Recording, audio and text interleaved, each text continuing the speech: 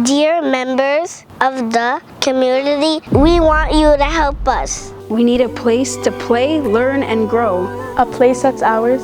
A place to have fun and play with my friends. A place where I can learn my deen and play sports. A safe, judgment-free place where I feel like I belong. Did you know the Tawheed Community Center has so many programs for you, such as MISC, Teenager, Wax Stowed Youth, and more.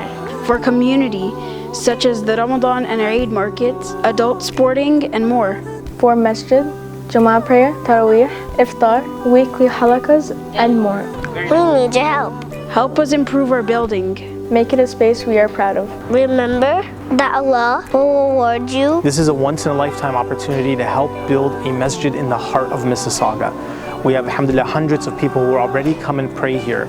We've invested money to build wudu stations and washrooms and upgraded our sound system and our soundproofing. We need your help to pay off those costs and inshallah to put in flooring here in this center so that we can have a masjid and we can have a gymnasium and we can support the Muslim community here in Mississauga. Thank you.